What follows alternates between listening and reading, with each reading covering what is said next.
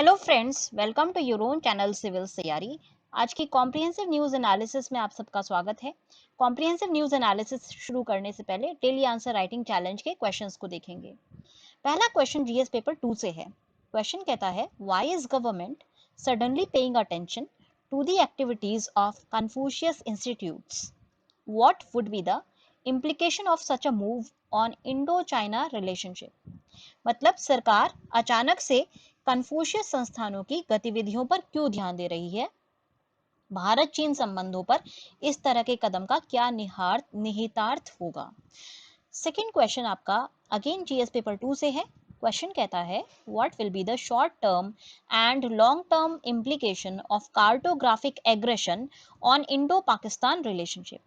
भारत और पाकिस्तान के संबंधों पर कार्टोग्राफिक आक्रामकता का शॉर्ट टर्म और लॉन्ग टर्म निहितार्थ क्या होगा? तो दोनों बहुत इंटरेस्टिंग आज के आर्टिकल्स हैं। उसके अलावा हम बात करेंगे टेबल टॉप प्लाटो की भी, कि क्या टेबल टॉप एयरपोर्ट की, क्या एयरपोर्ट्स होते हैं ये, और इनके लिए हमें क्या क्या जो है सेफ्टी मेजर्स। सो गाइस, पहला जो आज का आर्टिकल हमें पढ़ना है वो जैसे कि हम बात कर रहे थे कि कन्फ्यूशियस इंस्टीट्यूट्स के बारे में होगा, तो हम देखते हैं कि कन्फ्यूशियस इंस्टीट्यूट अभी स्कैनर में क्यों है। गवर्नमेंट क्यों जो है कन्फ्यूशियस इंस्टीट्यूट्स की बात कर रही है, और गवर्नमेंट क्यों जो है इनके बारे में जो है सवाल जवाब करने की कोशिश कर रही है। तो और इससे साथ साथ हमारा जो इम्पैक्ट होगा वो बीजिंग का ग्लोबल सॉफ्ट पावर एफर्ट्स पे क्या इम्पैक्ट पड़ेगा, और साथ साथ इंडियन गवर्नमेंट का जो रिव्यू है वो इंडिया और चाइना की जो टाइज हैं उनको कैसे इम्पैक्ट करेगा। अब देखिए स्टोरी क्या है। स्टोरी ये है कि इंडिया की जो मिनिस्ट्री ऑफ एजुकेशन है, मतलब कि हमारी जो ministry of human resource development है, एमएचआरडी है, उसने एक लेटर भेजा था बहुत सारे इंस्टीट्यूशंस को इंफॉर्मेशन सीख करने के लिए कि कन्फ्यूशियस इंस्टीट्यूट्स कहाँ कहाँ हैं, क्या काम कर रहे हैं। उसके साथ साथ जो चाइनीज लैंग्वेज ट्रेनिंग सेंटर है, जिनको सीसीस बोलते हैं, उनके बारे में भी जो है जानकारी मांगी है गवर्नमेंट ऑफ इंडिया ने।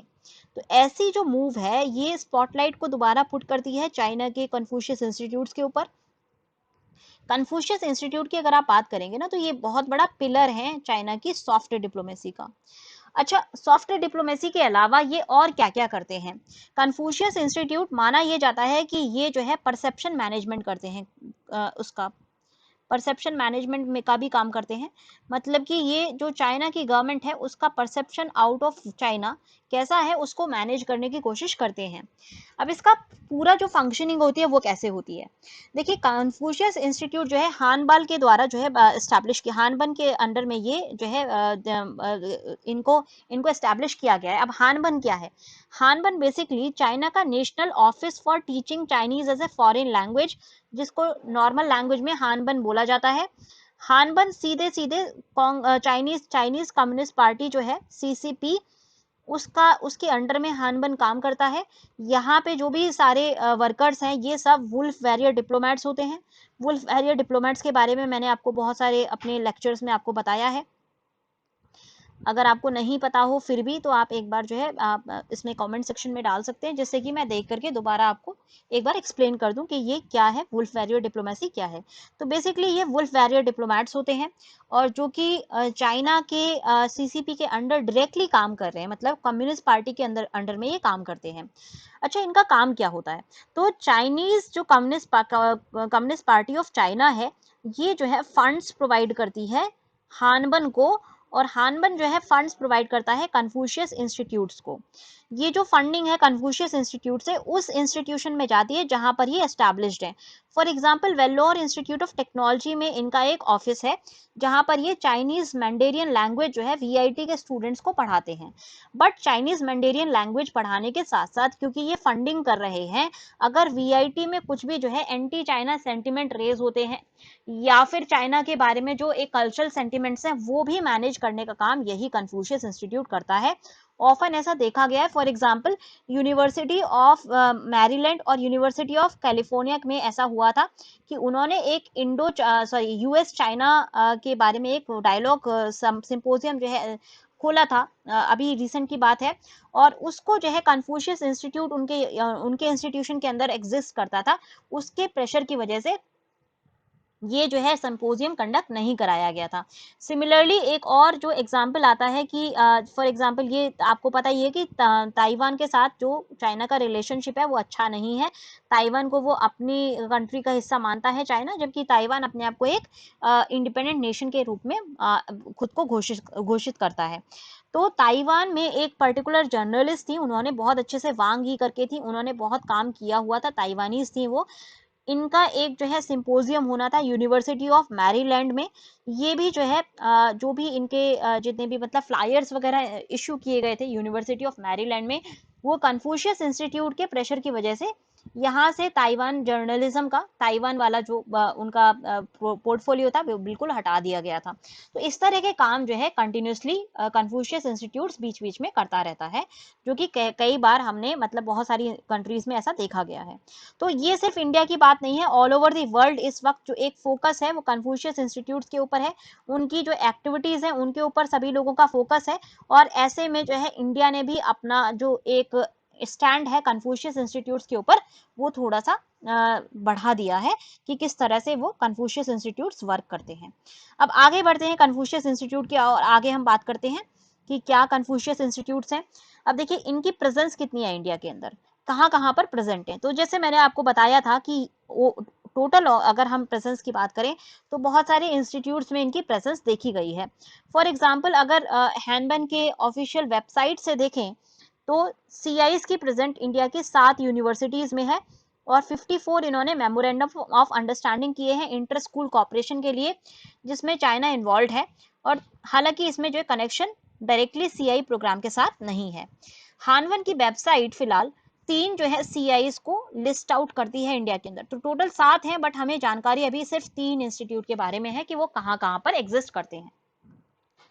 टोटल हमारे 7 हैं, बट 3 की हमें कंक्रीट जानकारी है। पहला आपका यूनिवर्सिटी ऑफ मुंबई में कहा एक सीआई वर्क करता है। दूसरा Vellore institute of technology VIT के अंदर है, जो कि काफी एक प्रीमियर इंस्टीट्यूट है इंडिया का।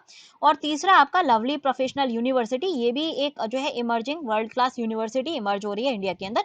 इन 3 यूनिवर्सिटीज में फंक्शनल सीआईज हैं, जिनका जो एक जानकारी है वो हानबन के द्वारा प्रोवाइड की गई है। उसके अलावा इन्होंने जो है एक जो आपका वो किया हुआ है मेमोरेंडम ऑफ अंडरस्टैंडिंग की हुई है, वो भारतीहार यूनिवर्सिटी के साथ की गई है, कुमार मंगलम यूनिवर्सिटी के साथ भी की गई है, और कोलकाता का जो स्कूल ऑफ चाइनीज लैंग्वेज है उसके साथ भी इन्होंने जो एक मेमोरेंडम ऑफ अंडरस्टैंडिंग साइन किया हुआ है। बट इनके जो प्लान्स थे, जितना ये प्लानिंग कर रहे थे इंडिया में बिल्कुल यूएसए के तर्ज पे जो प्लानिंग कर रहे थे, वो इतने वर्कआउट इंडिया के अंदर नहीं हो पाए अभी तक। सीआईज अगर वर्ल्ड की बात करें तो इनको कैसे देखा जाता है, तो मैंने अभी आपको एग्जांपल दिया यूएसए का कि किस तरह से यूएस में ये परसेप्शन मैनेजमेंट करते हैं, बहुत बड़े तौर पे ये परसेप्शन मैनेजमेंट करने का काम करते हैं। यूएसए में आपको पता होगा ज्यादातर जो हाई एजुकेशनल इंस्टीट्यूशंस हैं ये जो है सेल्फ फंडेड है, और ये जो फंडिंग जो इधर उधर से लेकर के आते हैं स्टूडेंट्स, जो इंटरनेशनल स्टूडेंट्स हैं वहां से ये फंडिंग लेते हैं। उसके साथ साथ इनकी फंडिंग जो है इस तरह के सीआई और इस तरह के जो सिस्टर इंस्टीट्यूट्स होती हैं वहां से भी इनकी बड़ी फंडिंग आती है। तो यूएसए में बहुत सारे जो हायर एजुकेशन इंस्टीट्यूशन है उनके लिए ये सीआई इंस्टीट्यूट एक बड़े फंडर का काम करते हैं। हालांकि अभी रिसेंट में जब से चाइना के साथ टेंशन शुरू हुई है, चाइनीज गवर्नमेंट के डायरेक्ट इंटरफेरेंस क्योंकि होता है सीआईज में, इसीलिए कुछ यूनिवर्सिटीज ने और कुछ कंट्रीज ने सीआईज को क्लोज करना शुरू कर दिया है। फॉर एग्जाम्पल यूएसए में क्लोजर की रिपोर्ट्स आई हैं, डेनमार्क के अंदर, नीदरलैंड्स के अंदर, बेल्जियम, फ्रांस और स्वीडन, ये कुछ कंट्रीज हैं जहां से सीआई के क्लोजर की रिपोर्ट्स सामने आ रही हैं। उसके अलावा जनवरी में जैसे यूनिवर्सिटी ऑफ मैरीलैंड का मैंने आपको एग्जांपल दिया भी था, जब बहुत ज्यादा उधर हल्ला हुआ था तो फाइनली यूनिवर्सिटी ऑफ मैरीलैंड ने इस इंस्टीट्यूट को क्लोज कर दिया है। और उसके लिए क्या उन्होंने बताया था क्यों क्लोज कर रहे हैं, क्योंकि उन्होंने बोला कि नए जो नेशनल डिफेंस ऑथराइजेशन एक्ट है उसके रूल्स के अकॉर्डिंग ये जो सीआई इंस्टीट्यूट है ये सही से वर्क नहीं कर रहा है, जिस वजह से आपको क्लोजर करना पड़ेगा। उसके अलावा आप चाइना का जो ये सीआई इंस्टीट्यूट है ये बहुत बैकलैश को फेस कर रहे हैं, स्पेशली इन ऑस्ट्रेलिया। उसके अलावा ये कोरिया में भी, सोल में भी इनको काफी जो है बैकलैश फेस करना पड़ रहा है। फिर जापान का भी एक जो रवैया है इन इंस्टीट्यूट्स की तरफ थोड़ा सा एक सही मतलब थोड़ा इनको भी प्रॉब्लम हो रही है। किसी भी कंट्री को होगी आप ही चाहें, अगर चाहें तो चाइना के अंदर आप जाकर के कुछ चाइना की बुराई नहीं कर सकते, हांगकांग के अंदर भी सीआई जैसे इंस्टीट्यूट तो बहुत दूर की बात है। तो ओवरऑल अगर देखा जाए तो कंट्रीज अब सीआई इंस्टीट्यूशंस की जो एक रवैया है उसको समझ रही हैं, और उसके ऊपर थोड़ा सा उनका एक जो स्टैंस आ रहा है, क्लोजर वाला स्टैंस नजर आ रहा है।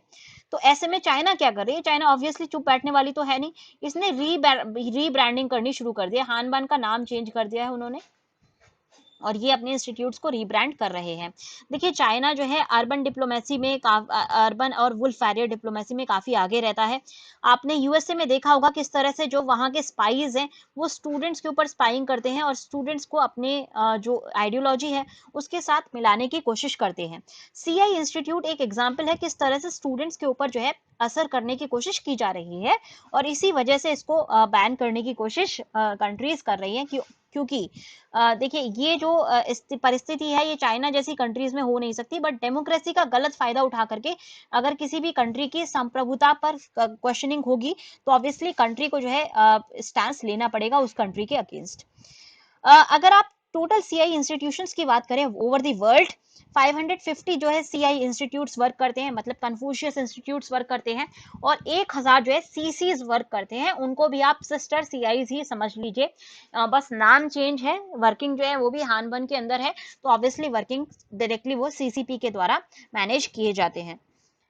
इसके अगर आप अपने हमारे साउथ एशिया की बात करेंगे, साउथ ईस्ट एशिया की बात करेंगे, तो यहाँ पे नेपाल के अंदर 4 ऐसे इंस्टीट्यूशंस हैं, श्रीलंका के अंदर भी 4 इंस्टीट्यूशंस हैं, बांग्लादेश के अंदर 3 इंस्टीट्यूशंस हैं, और पाकिस्तान के अंदर भी 7 इंस्टीट्यूशंस हैं, जो कि अपने आप में बहुत बड़ी फिगर है।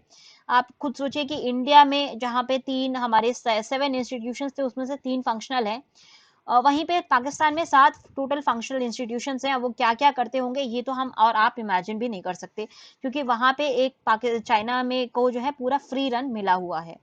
उसके अलावा अगर आप ऑल ओवर दी वर्ल्ड देखें तो अफ्रीका के अंदर इनकी प्रेजेंस काफी ज्यादा है, सेंट्रल एशिया में है, लैटिन अमेरिका में है, और एशिया में भी काफी प्रेजेंस हानबन इंस्टीट्यूशंस की मानी जाती है। अब सीआई रिव्यू की जो बात की गई है गवर्नमेंट के द्वारा, उसका क्या मीनिंग है और वो इंडो चाइना रिलेशनशिप के लिए कितना महत्वपूर्ण है, ये हमारा क्वेश्चन का भी हिस्सा था।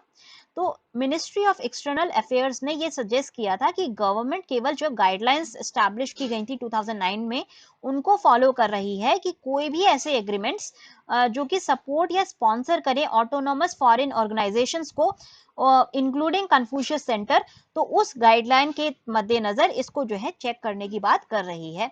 तो ऐसे कोई भी इंस्टीट्यूशन अगर इंडिया के अंदर एस्टैब्लिश किए जाते हैं तो उसमें मिनिस्ट्री ऑफ एक्सटर्नल अफेयर्स का अप्रूवल लेना जरूरी होता है। मिनिस्ट्री ऑफ एजुकेशन का जो अप्रूवल है वो सफिशिएंट नहीं होता। इस वजह से ये जो पर्टिकुलर रूल है इसको साइट करते हुए इनका जो है रिव्यू करने की बात की गई है गवर्नमेंट ऑफ इंडिया के द्वारा। एक 4 अगस्त को जो स्टेटमेंट दिया गया था चाइनीज एम्बेसी के द्वारा, वहां पे ये पॉइंट आउट किया गया था कि सीआईज और सीसीज ऑलरेडी इंडिया के अंदर 10 साल से काम कर रहे हैं। तो अब देखिए सीधी बात ये है, आप 50 साल से भी काम कर रहे हो, अगर आप रूल और लेजिस्लेशन और लॉ ऑफ लैंड को नहीं फॉलो करते तो वो काम आप कितने भी साल कर लीजिए, जस्ट बिकॉज आप पास्ट में काम कर रहे थे गलत तरीके से, उसका मतलब ये नहीं होता कि आप फ्यूचर में भी गलत तरीके से काम करते हुए करेंगे। तो यहाँ पे यही बात की गई है कि चाइनीज जो स्टेटमेंट आया वो ये था कि हम तो 10 साल से काम कर रहे थे, उस वक्त हमारे ऊपर कोई जो है आपने क्वेश्चनिंग नहीं की।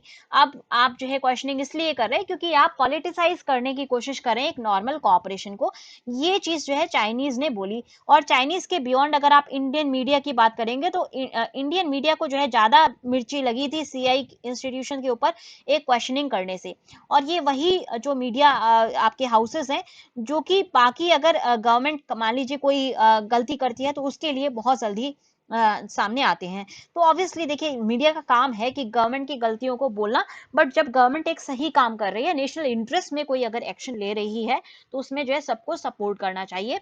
इस तरह का कोई भी इंस्टीट्यूट हो, चाहे वो चाइनीज एम्बेसी के द्वारा जो है फंडिंग हो उसकी या फिर अमेरिकन एम्बेसी के द्वारा हो, अगर वो कंट्री के लॉ ऑफ लैंड के अगेंस्ट जाता है तो ऑब्वियसली उसके ऊपर कार्रवाई होनी जरूरी है, चाहे वो 50 साल से वर्क कर रहा हो या फिर 10 साल से वर्क कर रहा हो। ऐसा मेरा मानना है, आपकी ओपिनियन मेरे से अलग भी हो सकती है, बट आई थिंक कि ये एक जस्टिफाइड ओपिनियन है शायद मेरी। एनीवेज आगे मूव ऑन करते हैं। ओवरऑल अगर हम बात करें कन्फ्यूशियस इंस्टीट्यूट्स की, तो यहाँ पे फॉरेन एजुकेशन की अगर हम बात करें तो ऐसा नहीं है कि कन्फ्यूशियस इंस्टीट्यूट पे एक रोक लगाने की कोशिश कवायद की जा रही है, बस इनके यहाँ पे एक जानकारी हासिल करने की कोशिश की जा रही है, क्योंकि इसके बारे में बहुत सारी बातें इधर उधर हो रही हैं, तो जानकारी हासिल करने की कोशिश एक बार गवर्नमेंट ऑफ इंडिया के द्वारा की जा रही है। हनबन के साथ जो है कॉपरेशन और भी किया है गवर्नमेंट ऑफ इंडिया ने, क्योंकि सीबीएसई बोर्ड में आपको पता होगा पहले Mandarin language as a foreign language दी जाती थी। तो मैंडेरियन लैंग्वेज पढ़ाने के लिए जो टीचर्स हैं उनको ट्रेन करने के लिए हानबन की तरफ से सपोर्ट मांगा गया था, जहां पे 300 के आसपास टीचर्स की ट्रेनिंग की गई थी हानबन के द्वारा। तो इस तरह का कोऑपरेशन हानबन के साथ पहले हुआ है इंडिया के अंदर, स्पेसिफिकली जो मैंडेरियन पढ़ाते थे उस वक्त। ठीक है, अभी तो जो एक फॉरेन लैंग्वेजेस हैं उनको ड्रॉप कर दिया गया है, मैंडेरियन को फिलहाल ड्रॉप कर दिया गया है लिस्ट ऑफ फॉरेन लैंग्वेजेस में, जो कि नेशनल न्यू एजुकेशन पॉलिसी के तहत जो है पढ़ाई जाएंगी। और मैसेज जो है दिल्ली की तरफ से कहीं ना कहीं मैंडेरियन को ड्रॉप करना और एक सीआईज के ऊपर जो एक शिकंजा कसना, इससे जो मैसेजिंग की जा रही है वो काफी क्लियर है। और वो ये है कि बॉर्डर क्लैश अगर आप करेंगे तो आपके जितने भी कॉपरेशन होंगे वो नॉर्मल नहीं रह पाएंगे। नॉर्मैलिटी आप तभी ला सकते हैं जब हमारी जो है क्लैशेस ना हो, जब आप अगर आप एक तरफ तो सलामी स्लाइसिंग करें हमारी टेरिटरी की, और दूसरी तरफ आप ये सोचें कि आप जो है हमारे साथ कल्चरल और जो इकोनॉमिक टाइज है उनको स्ट्रांग रख सकेंगे, तो ऐसा जो एटीट्यूड है वो वर्क नहीं कर पाएगा। कहीं ना कहीं इंडियन गवर्नमेंट की और इंडियन डिप्लोमेसी की ये जो है मैसेजिंग है, और ये ऐसे मैसेज के रूप में काफी ज्यादा स्ट्रांग है, जिसको स्ट्रांगली हियर भी किया जा रहा है चाइनीज के द्वारा। अब हम मूव ऑन करते हैं अपने नेक्स्ट। तो गाइस हमारा जो नेक्स्ट आर्टिकल आज हमें देखना है वो है Pakistan map and border disputes. ये जो कार्टोग्राफिक एग्रेशन की बात की गई थी उसी से रिलेटेड ये हमारा आर्टिकल है आज का। अब क्वेश्चन क्या है, क्यों इस आर्टिकल को हमें पढ़ना है? तो देखिए, पाकिस्तान का जो मैप है वहां पे कुछ जो है नए क्लेम्स यूनिलेटरली किए गए हैं मैप के अंदर, और ये जो है आपका कब किया गया था? 4 अगस्त को किया गया था पाकिस्तानी प्राइम मिनिस्टर इमरान खान के द्वारा, जहां पे एक नया पॉलिटिकल मैप जो है पाकिस्तान का इश्यू हुआ है। ये मैप इश्यू करने से पाकिस्तान तीसरी कंट्री बन गया है जिसने एक नया पॉलिटिकल मैप लॉन्च किया। सबसे पहले इंडिया ने किया था नवंबर 2019 में, लास्ट ईयर, जहां पर हमने अक्साई चीन को जो है अपना एरिया बताया था, जिसके बाद से जो जेनेसिस है पूरा इंडो चाइना जो एक डिटीरियोरेशन हुआ रिलेशनशिप का, वो कहीं ना कहीं इससे आया था। एक और रीजन जो एक्सपर्ट्स बताते हैं वो ये भी है कि जब हमारा 5 अगस्त को हमने आर्टिकल 370 को हटाया है, तब से कहीं ना कहीं एक चाइना नर्वस हो रहा था कि हम ईस्टर्न लद्दाख में अपनी जो प्रेजेंस है वो ना बढ़ा दें, और उसी वजह से ये जो सारी खेल है पाकिस्तान के साथ मिलके, नेपाल के साथ मिलके कहीं ना कहीं चाइना रचता हुआ नजर आ रहा है। उसके बाद वो पाकिस्तान के सॉरी चाइना के प्रेशर में आकर के नेपाल ने दोबारा एक मैप जो है इशू किया था मई 2020 को, और अभी जो अगस्त 2020 में फिर पाकिस्तान के द्वारा किया गया है। तो ये मैप का खेल अभी चल रहा है। हालांकि अगर देखा जाए तो क्लेम्स जो है इंडिया के जस्टिफाइड हैं एज कम्पेयर टू बाकी दोनों कंट्रीज के क्लेम्स से, और ये बाकी कंट्रीज के जो क्लेम्स हैं वो कहीं ना कहीं यूनिलेटरली स्टेटस को चेंज करते हुए नजर आते हैं। अब नए मैप का क्या फीचर है पाकिस्तान के? नया जो मैप है पाकिस्तान का वो पूरा जो जम्मू एंड कश्मीर की यूनियन टेरिटरी है उसको जो है क्लेम करता है, और all the way up to edge of Ladakh. मतलब कि इसमें मजे की बात ये है कि इन्होंने लद्दाख को क्लेम नहीं किया, मतलब पहले ये लद्दाख को क्लेम करते थे, यूनिलेटरली इन्होंने लद्दाख के ऊपर से अपना क्लेम गिव अप कर दिया है। और ईस्टर्न लद्दाख में जो एक सेक्टर है आपका सियाचिन ग्लेशियर जो है उसके पास तक इन्होंने क्लेम किया है। तो सियाचिन के ऊपर जो क्लेम करने का रीजन है वो ये है कि सीधे सीधे चाइना का इंटरफेरेंस इस एरिया में हो सके। तो ये कहीं ना कहीं मंशा पाकिस्तान की नजर होती हुई आ रही है इस पूरे मैप के कार्टोग्राफिक एग्रेशन से।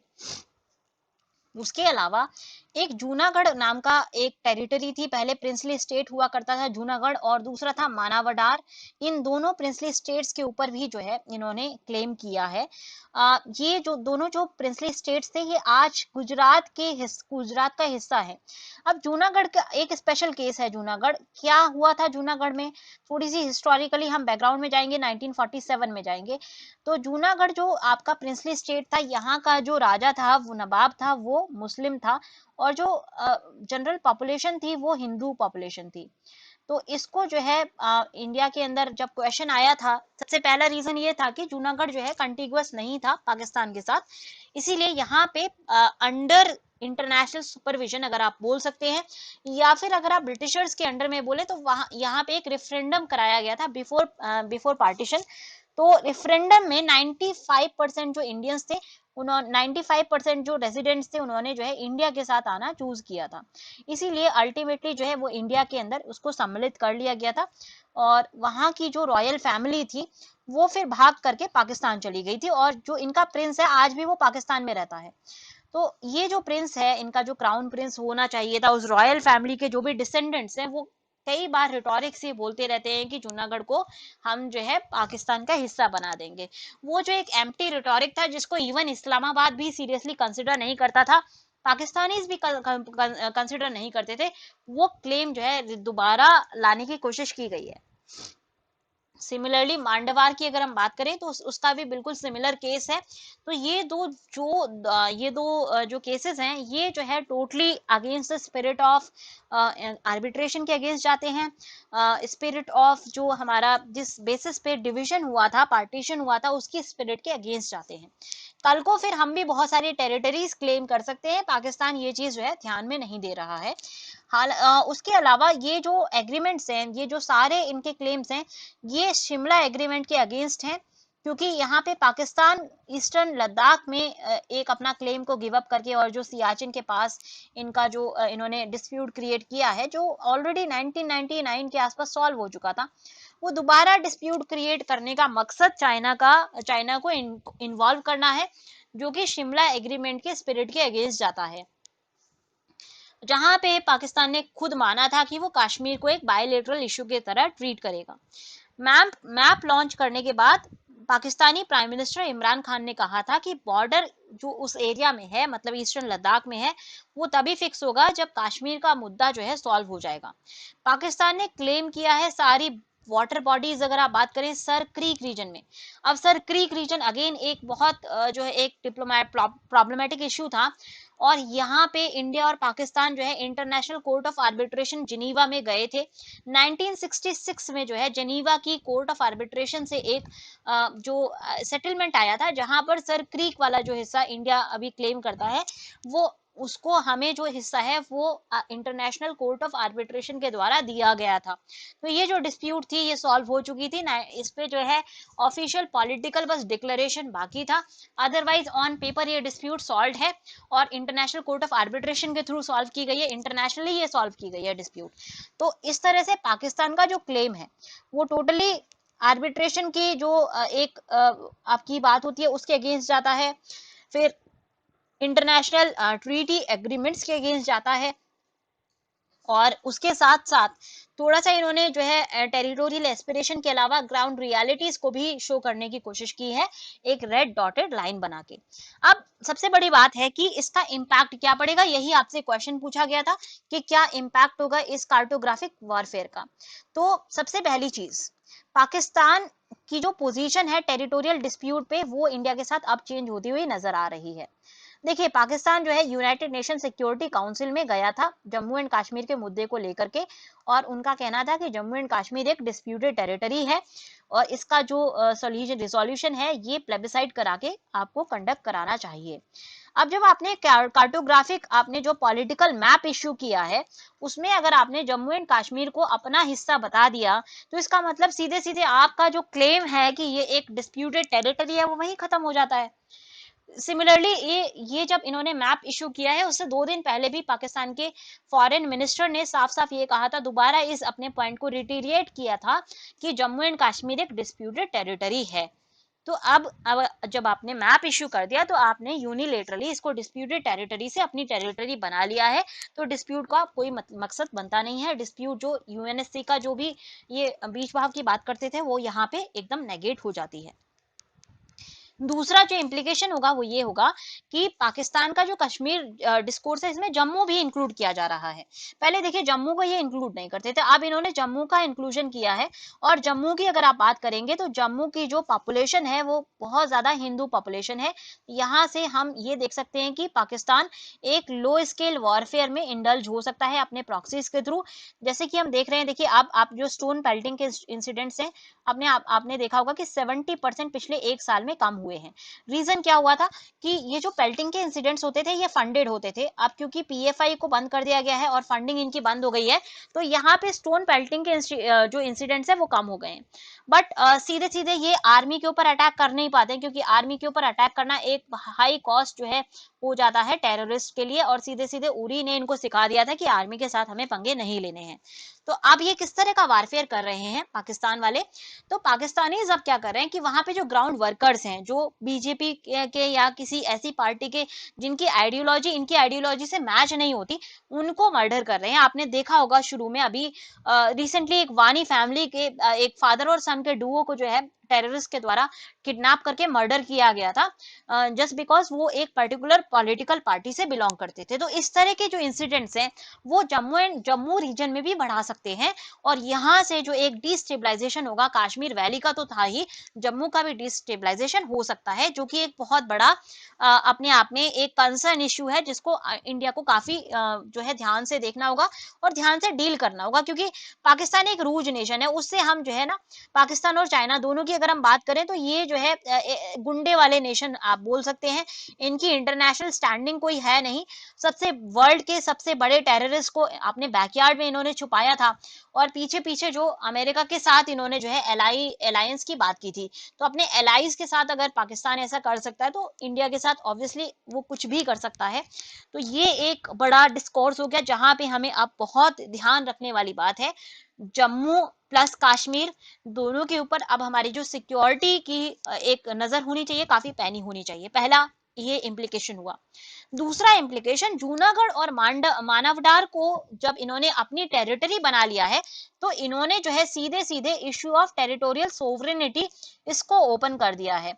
मनावडार जो है एक प्रिंसली टेरिटरी था, जिसने 15 फरवरी 1948 को इंडिया के साथ ज्वाइन किया था, जब इंडिया के ट्रूप्स ने मार्चिंग किया था जूनागढ़ में, जो 1948 में ही मार्चिंग किया था। मैंने आपको बताया था प्लेबिसाइड कराया, वहां पे जो है रेफरेंडम कराया गया। 95% वहां के रेसिडेंट्स ने इंडिया के साथ आना माना था। और जब वहां की रॉयल फैमिली इसको छोड़ के नहीं जा रही थी, इंडिया के साथ एक्सेशन को साइन नहीं कर रही थी, तब इंडियन ट्रूप्स मार्चिंग किए थे। और उसके बाद जो है इसको इनकॉर्पोरेट इंडियन टेरिटरी में किया गया था। अब ये जो दो टेरिटोरियल डिस्प्यूट्स हैं, जिनका पास हमारा लीगल हमारा डॉक्यूमेंट ऑफ एक्सेशन साइन है, इसका क्या इम्प्लीकेशन हो सकता है? देखिए सिमिलर केस तो हैदराबाद में भी था। हैदराबाद का नवाब भी पाकिस्तान के साथ जो है मिक्स जाना चाहता था। वहां के रजाकार्स ने बहुत ज्यादा जो है हंगामे मचाए थे, हिंदू पॉपुलेशन के ऊपर उन्होंने बहुत ज्यादा अत्याचार किए थे। इंडियन आर्मी के ट्रूप्स को मार्चिंग करना पड़ा था, और अल्टीमेटली उसको फ्लश आउट करके फिर हैदराबाद को बाय फोर्स जो है इंडिया के साथ मिलाया गया था। बिकॉज वहां की जो जनता थी वो इंडिया के साथ आना चाहती थी, और वहां जो रॉयल नवाब था उसकी जो आर्मी थी वो बहुत ज्यादा प्रताड़ना कर रही थी लोकल पॉपुलेशन की। तो जैसा मनावडार में हुआ वैसा जूनागढ़ में भी हुआ था, और सिमिलर केस हमारा हैदराबाद के साथ भी है। तो इस तरह के क्लेम्स को अगर नॉर्मलाइज करता है पाकिस्तान, तो कल को वो हैदराबाद के ऊपर भी अपनी टेरिटोरियल एजर्शन कर सकता है, जिससे कि इंडिया का जो एक टेरिटोरियल इंटीग्रिटी है उसके ऊपर एक बहुत बड़ा खतरा आता है। और ये जो मैप है ये लीगल कवर प्रोवाइड करेंगे इस्लामाबाद की टेरिटोरियल एम्बिशंस को, स्पेशली कश्मीर रीजन में और सर क्रीक रीजन में। और यहाँ से एक चाइना का बैकडोर एंट्री हो सकती है। देखिए कोई भी इस तरह का एग्रेशन है और इसमें एक लॉन्ग टर्म जो इम्पैक्ट होगा वो चाइना का होगा। पाकिस्तान एक रूज नेशन है, उसको इंटरनेशनली हमने बहुत ज्यादा आइसोलेट कर दिया है। आज इंटरनेशनल फोरम पे उसके जो फ्रेंड्स हैं वो भी उसके साथ खड़े नहीं हैं। एग्जाम्पल मैं आपको देती हूँ, दो एग्जाम्पल्स काफी बड़े हैं। सबसे पहला एग्जाम्पल, जब हम बात करें पाकिस्तान का, जब इन्होंने जो है अपना जो मुस्लिम एक समुदाय था उसको इकट्ठा करने की कोशिश की थी, बड़े बड़े मुस्लिम नेशंस ने पाकिस्तान का साथ नहीं दिया था। बस दो कंट्रीज थी जिन्होंने कश्मीर इशू पर पाकिस्तान का सपोर्ट किया था, वो था मलेशिया और टर्की। मलेशिया की अगर बात करें तो महातिर मोहम्मद का अगर आपने कल परसों का इंटरव्यू देखा होगा, जो कि उस वक्त मलेशिया के प्राइम मिनिस्टर थे, उन्होंने ये एग्री किया कि मलेशिया के जो रिलेशनशिप्स हैं इंडिया के साथ वो खराब हुए उनके इस कथन के बाद। और उन्होंने ये भी माना कि पाम जो इंपोर्ट्स है इंडिया में काफी उनका फॉल डाउन हुआ था, जिससे मलेशियन इकोनॉमी को एक बड़ा झटका लगा था। तो कहीं ना कहीं ये जो इवन सो कॉल्ड एलाइज हैं पाकिस्तान के, वो भी पाकिस्तान को सपोर्ट नहीं करते हैं। बस एक पर्सन है, एक कंट्री है जो कि अभी फिलहाल पाकिस्तान के सपोर्ट में खड़ा है, और वो आपका चाइना है।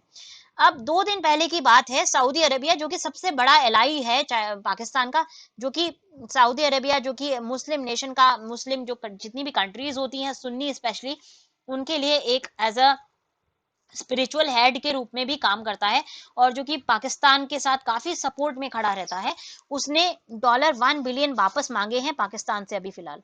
और ये $1 बिलियन देने के लिए कहां से पैसे आए? 2 दिन पहले चाइना ने ये पैसे दिए थे पाकिस्तान को, जो कि पाकिस्तान ने चुकाए सऊदी अरबिया को। तो पाकिस्तान जो है इस तरह के डेट एक कंट्री से लेकर के दूसरे कंट्री को देता रहता है। ये जो है पाकिस्तान का रवैया है। एक कंट्री जो इसको पैसे प्रोवाइड करे वो है चाइना। और चाइना एक ऐसा नेशन है जो कहीं पे भी एक एक भी पैसा बिना मतलब के, बिना सेल्फ इंटरेस्ट के खर्च नहीं करता है। चाइना का इस पूरे टेरिटोरियल एग्रेशन में, कार्टोग्राफिक एग्रेशन में चाइना का बहुत लॉन्ग टर्म इसकी सोच है कोई। और अगर इसको हम अभी से नेगेट नहीं करते हैं, इसके खिलाफ हम पॉलिसीज नहीं बनाते हैं, इसको इंटरनेशनली रिबट नहीं करते हैं, तो कहीं ना कहीं इसका जो लॉन्ग टर्म इम्प्लीकेशन होगा काफी बड़ा होगा। और इसीलिए ये हमारे लिए जो है एक चिंता का विषय है, जिस बारे में हम सबको जो है जितने भी पॉलिसी मेकर्स हैं उनको अपने बहुत सोच समझ करके इस बारे में अपनी जो भी हमें डॉजियर बनाना है या जिस भी तरह का रिस्पॉन्स फ्रेम करना है, वो अच्छे से हमें फ्रेम करना होगा। पाकिस्तान क्या गेन करेगा? तो ऑब्वियस सी बात है कि पाकिस्तान टेरिटरी तो गेन नहीं कर सकता है। देखिए, इस तरह से अगर हम टेरिटरी गेन कर लेते मैप इशू करके, तो चाइना तो पूरे वर्ल्ड को जो है अपनी टेरिटरी में इशू कर लेता। सिमिलरली इंडिया भी एक मैप इशू कर सकता है कल को, जहां पे वो आधा वर्ल्ड क्लेम कर ले। तो ऑब्वियसली जब हम ये टेरिटोरियल जो डिस्प्यूट्स होती है, वो इस तरह से मैप बना करके सॉल्व नहीं की जाती है। ऑब्वियस सी बात है, मैप के थ्रू आप किसी भी टेरिटोरियल जो भी आपका डिस्प्यूट है उसको सॉल्व नहीं कर सकते। जैसा कि मैंने आपको बताया कि इसमें गेन क्या है।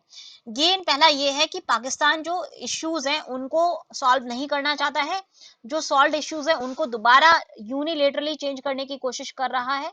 यूनिलेटरल एक जो पाकिस्तान का डिसीजन है, और उससे कहीं ना कहीं जो इंटरनेशनल पोजीशन है पाकिस्तान की, वो अपने आप, इवन पाकिस्तान की पोजीशन कम होती है, बट एक प्रेशर इंडिया के ऊपर आ जाएगा टेरिटोरियल सॉवरेनिटी को लेकर के।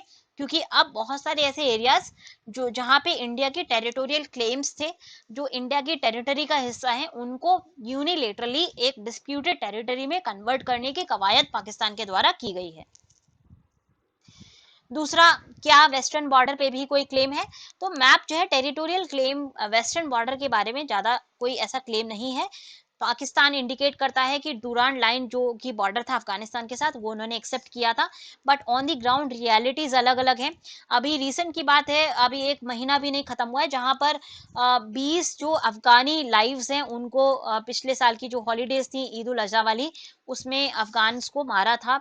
ये क्लैश हुआ था अफगानी सिविलियंस और पाकिस्तानी ट्रूप्स के साथ। उसके बाद इन रिस्पॉन्स ऑफ दैट, अफगानी जो सिक्योरिटी फोर्सेस थी उन्होंने पाकिस्तानी ट्रूप्स को पकड़ के मारा था। तो इस तरह का इंसिडेंट्स हुए हैं।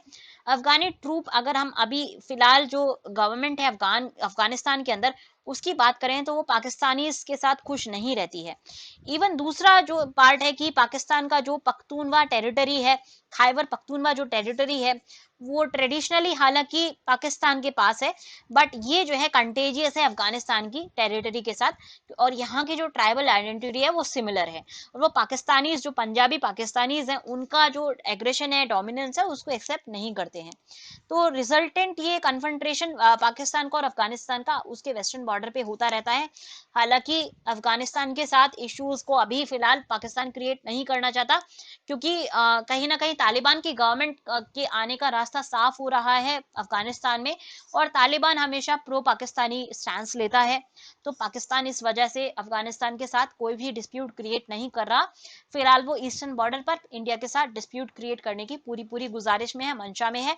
बट उसका जो इम्प्लीकेशन होगा वो पाकिस्तान को भी साफ समझ लेना चाहिए, और जो कि हमें साफ साफ क्लियर करना होगा पाकिस्तान को कि अगर वो इंटरनेशनल आर्बिट्रेशन बॉडीज की को एग्री नहीं करता, शिमला एग्रीमेंट के ऊपर एग्री नहीं करता, तो इंडिया भी बाउंड नहीं होगा कि इंडिया भी किसी तरह के एग्रीमेंट के साथ जाए।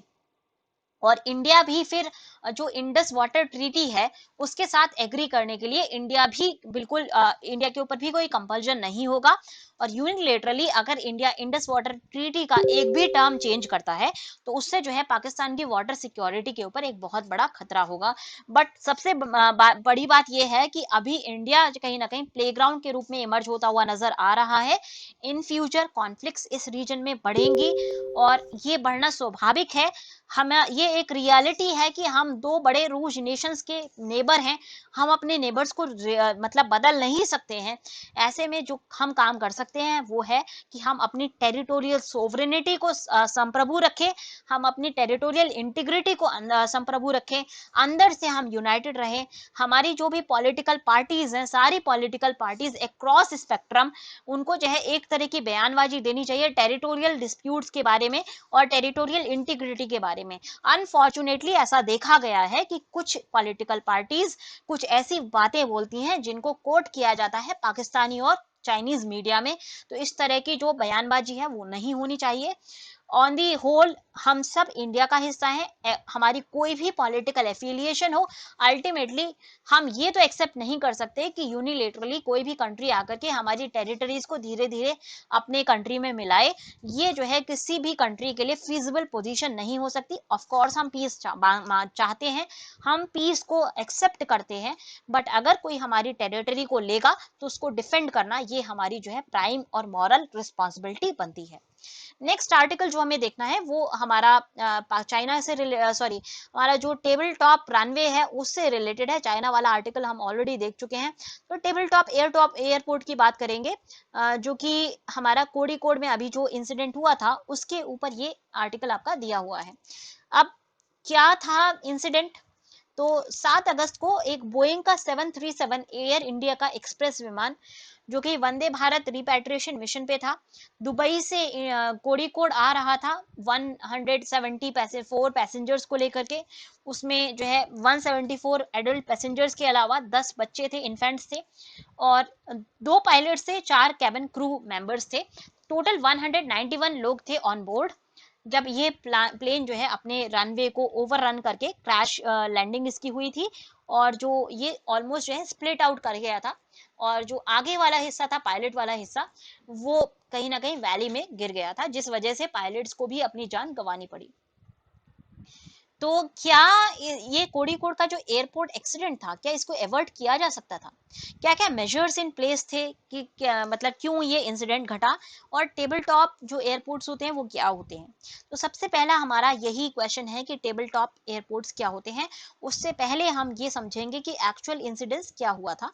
तो जैसे जितना मैंने बताया उतना तो आपको समझ आ ही गया होगा। उसके बियॉन्ड अगर हम देखें तो जो फ्यूसलेज स्प्लिट हुआ, मतलब कि ये जो पार्ट है ये पूरा इधर का पार्ट ये स्प्लिट हो गया था, ये टूट करके रनवे से नीचे गिर गया था, टेबल जो आपका वैली है उसमें गिर गया था, पीछे का जो हिस्सा था वो आपका रह गया था। एक जो अच्छी बात हुई जो मतलब इस पूरे इंसिडेंट में एक जो अच्छा बात रही वो ये थी कि स्प्लिटेज फ्यूसलेज स्प्लिट होने के बावजूद भी जो एक प्लेन ने आग नहीं पकड़ी थी, और क्योंकि यहाँ पे फायर इंसिडेंट नहीं हुआ इस वजह से बहुत सारी जानें बच गई हैं। ऑलमोस्ट अभी तक जो लेटेस्ट खबरें आ रही हैं 18 पैसेंजर्स को अनफॉर्चुनेटली उनकी डेथ हो गई, बट अल्टीमेटली अभी भी एक बड़ी संख्या में पैसेंजर्स इंजर्ड हैं, बट इतनी ज्यादा इंजर्ड नहीं है कि उनकी डेथ हो जाए। तो कहीं ना कहीं हमारी जो डेथ ट्रेजेडी है, जो डेथ टॉल है वो काफी कम है क्योंकि आग नहीं लगी थी। अब जो वॉइस रिकॉर्डेड डेटा है वो रिकवर कर लिया गया है, उसकी बातें सुनी जाएंगी और देखा जाएगा कि एक्चुअली ये टेक्निकल फॉल्ट था या फिर पायलट्स जो है सही से एसेस नहीं कर पाए, क्या एक्चुअल सिचुएशन थी वो जो ब्लैक बॉक्स है फ्लाइट का, वो उसका डेटा देखने के बाद पता चलेगा। अब क्वेश्चन ये आता है कि टेबल टॉप एयरपोर्ट क्या होते हैं, ये क्या क्या माजरा क्या है टेबल टॉप एयरपोर्ट का। तो टेबल टॉप अगर आपने टर्म सुना हो तो ये आपका जो टर्म है ये ज्योग्राफी में काफी फेमस है। ज्योग्राफिकल अगर हम बात करें, ज्योग्राफिकल जो भी हमारे फीचर्स होते हैं, ज्योग्राफिकल फीचर्स की बात करें तो उसमें हम प्लेन एरियाज होता है, फिर एक टेबल लैंड होती है, टेबल लैंड को हम प्लेटो बोलते हैं। तो टेबल लैंड के ऊपर अगर हमने मतलब जो फ्लैट किसी हाई लैंड का जो फ्लैट सरफेस है, अगर उसके ऊपर हमने कोई एयरपोर्ट बिल्ड किया हुआ है तो इसी को हम टेबल टॉप एयरपोर्ट बोलते हैं। टेबल टॉप एयरपोर्ट की खासियत ये होती है कि इनके जो रनवेज हैं ये ओवरलुक करते हैं वैली को, दोनों साइड जो है वैली को ये इनके रनवेज ओवरलुक करेंगे। इसका मतलब ये है कि अगर रनवे से थोड़ा सा भी प्लेन 100 अगर 1-2 मीटर की भी डिस्टेंस को ओवररन कर देता है तो सीधे सीधे ये वैली में जाकर के गिरेगा। तो ये जो है आपका टेबल टॉप एयरपोर्ट्स का पूरा माजरा है। और टेबल टॉप एयरपोर्ट्स में बहुत इंसिडेंट्स होते रहते हैं क्योंकि यहाँ पे जो ओवर शूटिंग है, हम 1-2 मीटर से भी ओवर शूटिंग नहीं कर सकते हैं। ओवर रनिंग का अगर आप बात करें तो कई बार ऐसा होता है कि नॉर्मल एयरपोर्ट्स पे ओवर रनिंग पायलट्स के द्वारा हो जाती है। स्पेसिफिकली अगर मानसून का सीजन हो, विजिबिलिटी लो हो, फॉगी सीजन हो, तो उस वक्त जो है पायलट सही से एसेस नहीं कर पाते हैं डिस्टेंस को, जिस वजह से जो रनवेज हैं वो ओवररन हो जाते हैं। और दूसरा ये जो ओवर रनिंग होती है ये लंबे एयरक्राफ्ट में ज्यादा होती है। अगर आप बोइंग का 737 प्लेन की बात करें जिसमें ये इंसिडेंट हुआ है, ये लेंथ वाइज एक लंबा एयरप्लेन है। तो ऐसे में ये जो इंसिडेंट हुआ ये कहीं ना कहीं ये वहाँ की कोड़ीकोड जो एयरपोर्ट है उसकी कहीं ना कहीं इसमें हम बोल सकते हैं कि इनकी भी एक लापरवाही रही। जब इतना बड़ा एयरक्राफ्ट था तो उस रनवे पे, उस पर्टिकुलर जो रनवे नंबर 10 है जहाँ पे ये इंसिडेंट हुआ है, वो एक पूरा टेबल टॉप रनवे था जिसके दोनों साइड वैली थी, तो वहां पे उतारने की मंजूरी नहीं देनी चाहिए थी। इनफैक्ट वो रनवे बंद करना चाहिए था, बिकॉज उस रनवे पे इस तरह के इंसिडेंट्स होने के चांसेस ज्यादा हैं। अब एयरपोर्ट्स हमारी कंट्री में कौन कौन से हैं जो टेबल टॉप एयरपोर्ट्स हैं, एक तो हम समझ ही गए कि कैलीकट का या कोड़ीकोड का एयरपोर्ट है ये। दूसरे जो एयरपोर्ट्स हैं वो लेंगपुई है मिजोरम में, शिमला और कुल्लू ये हिमाचल प्रदेश में टेबल टॉप एयरपोर्ट्स हैं। उसके अलावा पाक्योंग है सिक्किम के अंदर, मैंगलोर एयरपोर्ट है कर्नाटका में जिसमें एक इंसिडेंस हो भी चुका है 2010 में, और कोड़ीकोड और कन्नूर दो एयरपोर्ट्स हैं केरला के अंदर। ये सभी हमारे टेबल टॉप एयरपोर्ट्स हैं।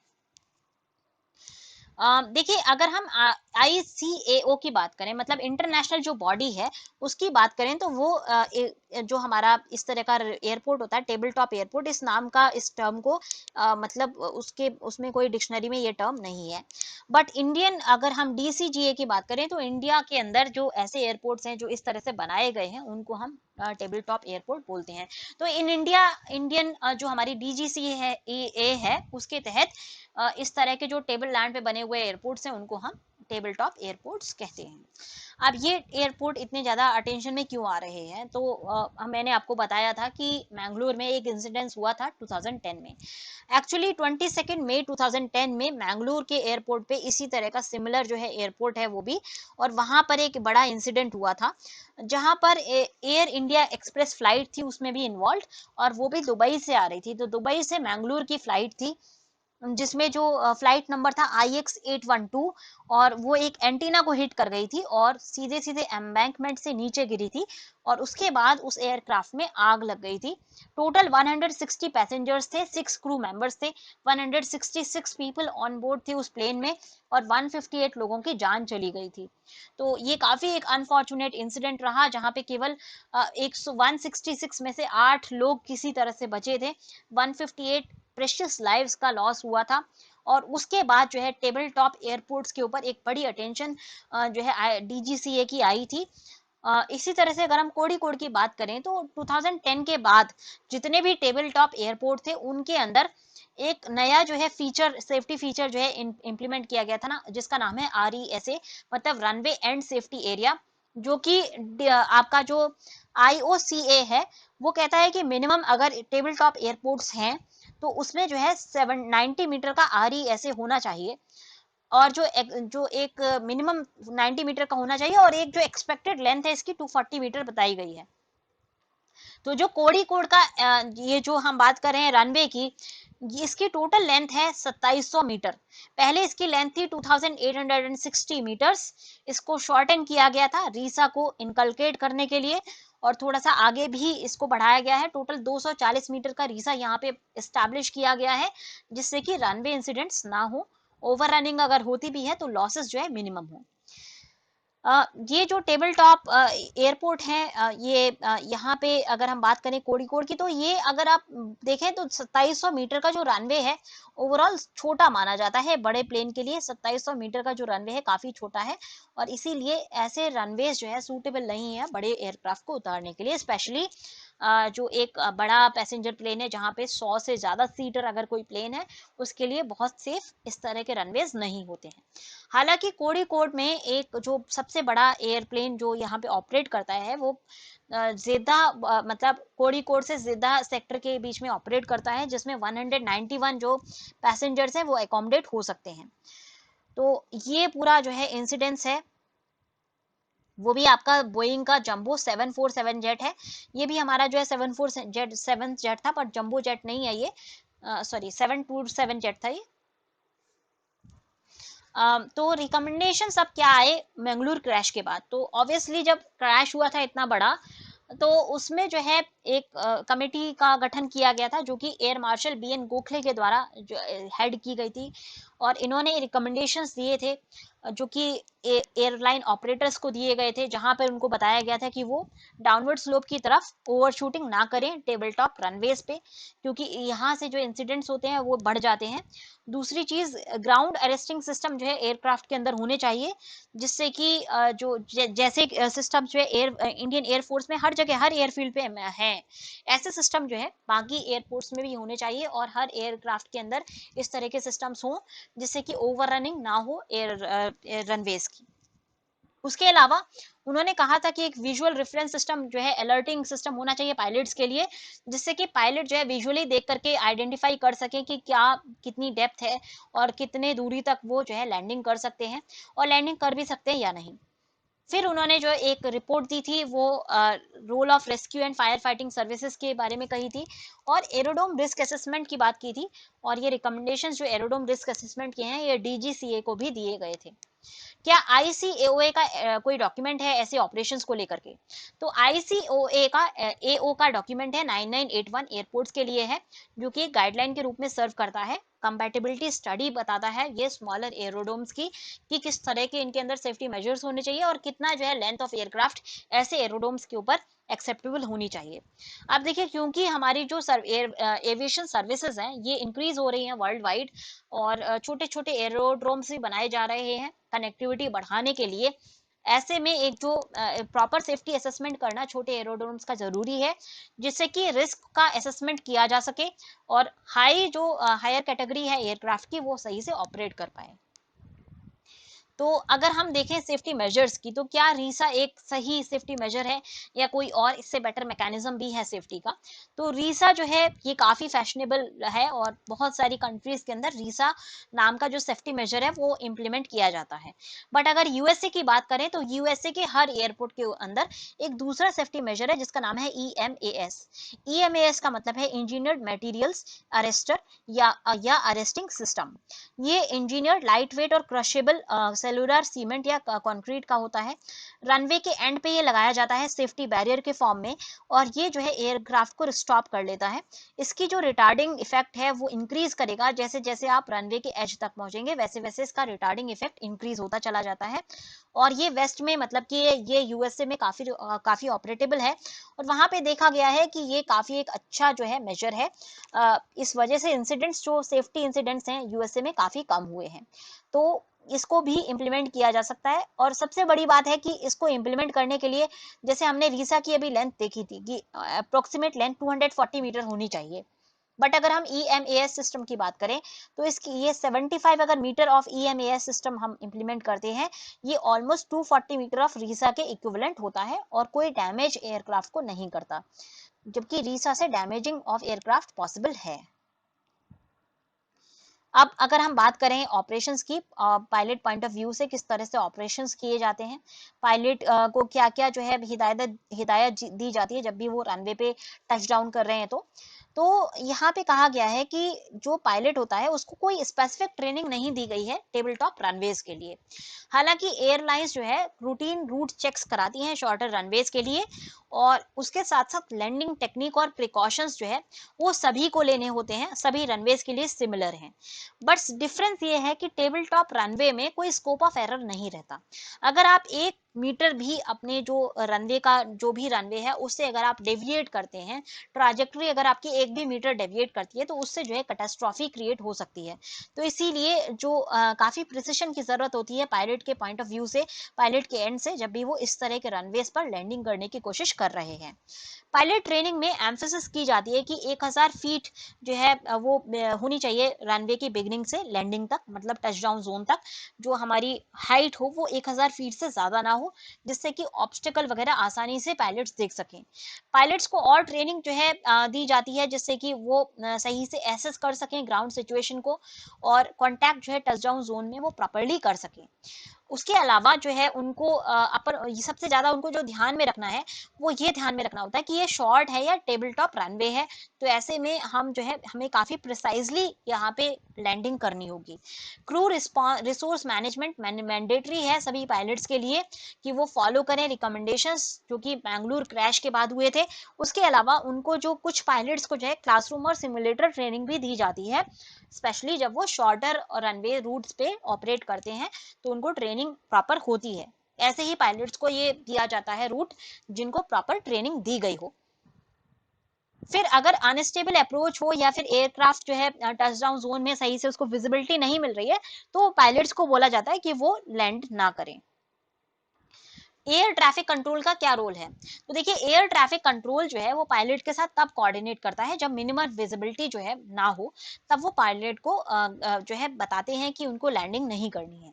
बट अगर मिनिमम मिनिमम विजिबिलिटी है तो एयर ट्रैफिक कंट्रोल जो है किसी भी पायलट को रोक नहीं सकता लैंडिंग से। ये पायलट का अल्टीमेट कॉल होता है कि उसको लैंडिंग करनी है या नहीं। जब वो डिसेंड कर रहे होते हैं तो एक पर्टिकुलर पॉइंट होता है डिसीजन हाइट, जिसको हम नॉर्मली डीएच बोलते हैं, जो ऑलमोस्ट 200 फीट की दूरी पर होता है। और उसके साथ साथ एक पॉइंट होता है मिनिमम डिसेंट ऑल्टीट्यूड, जिसको एमडीए भी बोलते हैं, जो कि नॉन प्रिसिशन अप्रोच के लिए चाहिए। अगर प्रिसाइसली आपको आना है तो 200 फीट की दूरी होता है, डिसीजन पॉइंट होता है। वहां से जो है डिसीजन लेना होता है पायलट को कि अब हम फाइनली लैंड करें या ना करें। तो उस वक्त उनको जो है देखना होता है, आप अपने रनवे एनवायरमेंट को देख करके उनको ये एसेस करना होता है पायलट को कि सेफ लैंडिंग हो पाएगी या नहीं। अगर उनको जो है सेफ लैंडिंग नहीं हो पाती तो वो इनिशिएट एक गो अराउंड जो है इनिशिएट करते हैं, सर्किल करने लगते हैं और रिटर्न करते हैं, दूसरा अटेम्प्ट जो है लैंडिंग का करते हैं। जैसे कि इस केस में भी हुआ था, ये सेकेंड अटेम्प्ट की थी लैंडिंग की रनवे पर, जब ये जो है ओवररन किया है। मतलब पहली जो अटेम्प्ट था उसमें उनको बाय द ग्राउंड कंडीशन उनको ऐसा लग रहा था कि हम जो है सही से प्रिसाइसली लैंडिंग नहीं कर पाएंगे। तो कहीं ना कहीं जो एटीसी का रोल है काफी लिमिटेड है। अल्टीमेटली ये जो क्राइटेरिया होता है, ये जो मतलब ये डिसीजन लिया जाता है लैंडिंग का, ये बेसिकली पायलट के हाथ में होता है। एक और चीज ये समझने वाली है कि मान लीजिए आप जब डिसेंड कर रहे थे उस वक्त जो है विजिबिलिटी कंडीशन थी, बट अचानक से हैवी रेन हो जाए तो सडन बर्स्ट अगर हो जाती है फाइनल टचडाउन में, तो कभी कभी फ्लाइट क्रू के लिए बहुत डिफिकल्ट हो जाता है अपने जो जजमेंट है हाइट का उसको फाइन ट्यून करना। और इस वजह से कभी कभी जो है पायलट टचडाउन जोन के बियॉन्ड भी लैंड कर सकता है। तो इसीलिए एयरलाइन कंपनीज अपने पायलट को बोलती हैं कि अगर थंडर स्टॉर्म आए या अनसेफ कंडीशंस हो या फिर विजिबिलिटी आपको जरा भी ऐसा लगे तो तुरंत तुरंत आप गो अराउंड कीजिए और टच डाउन करने की कोशिश ना करें। इंडियन एविएशन को क्या करना चाहिए? Aviation safety expert captain Mohan Ranganathan ji का कहना है कि इंडिया को एक कल्चर से मूव करना है जहां पर एक फैटल इंसिडेंट होने के बाद ही हम जो है सेफ्टी मेजर्स को इनकॉर्पोरेट करते हैं। हमें जो रनवेज है सारे वो कंफर्म करने होंगे आईसीएओए के स्टैंडर्ड्स के अकॉर्डिंग। और हमें अभी ये जो इन्वेस्टिगेशन है ये आइडेंटिफाई करेगा क्या कॉसेस रहे और क्या क्या स्टेप्स होने चाहिए इन डेफिशिएंसीज को रेक्टिफाई करने के लिए। बट फिर भी एक जो एक मिनिमम स्टैंडर्ड हमें मेंटेन करना है वो ये है कि हमें आईसीएओ के जो गाइडलाइंस है उनको हमें फॉलो करना है हर हालत में। हमें लैंडिंग नहीं करनी अगर रनवे 10 पर जो स्पेसिफिकली कोड़ीकोड, अगर हम ये ICAO की गाइडलाइंस को फॉलो करते तो कोड़ीकोड का जो एयरपोर्ट है वो कोड 3C एयरपोर्ट कहलाता। मतलब कि ये सिर्फ नैरो बॉडी एयरक्राफ्ट के लिए है, ये बड़े एयरक्राफ्ट के लिए है ही नहीं ये एयरपोर्ट। दूसरी चीज, यहाँ पे जो रनवे नंबर 10 है जहाँ पे इंसिडेंट हुआ, ये रनवे एक टेबल टॉप रनवे था, दोनों साइड वैली थी। तो ऐसे रनवे पर लैंडिंग जो है मानसून के वक्त नहीं होनी चाहिए, क्योंकि मानसून के वक्त जो है विजिबिलिटी बहुत लो हो जाती है और एक डिसीजन लेने में थोड़ी सी डिफिकल्टी होती है पायलट्स को। तीसरी चीज, जो सारी रनवे कंडीशन है उनको हमें अच्छे से एनफोर्स करना है, सारे स्टैंडर्ड्स को एनफोर्स करना है। लैंडिंग इंसिडेंट्स को जो है जो भी एक्सीडेंट्स हैं उनके लिए प्रॉपर ट्रेनिंग देनी होगी पायलट्स को, और उसको एनफोर्स करना होगा काफ़ी स्ट्रिक्टली। और एक ट्रांसपेरेंट और सेफ्टी ओरिएंटेड मेजर होना चाहिए। कॉमर्शियल इंटरेस्ट के बियॉन्ड उठ करके हमें इस तरह के मेजर्स लेने होंगे, जिससे कि हम अपनी जो सेफ्टी और सिक्योरिटी है उसको मैक्सिमम पॉइंट ऑफ व्यू तक मैक्सिमम हम इम्प्लीमेंट कर सकें। तो आज के डिस्कशन में इतना ही। अगर आपको पसंद आया हो तो लाइक करना ना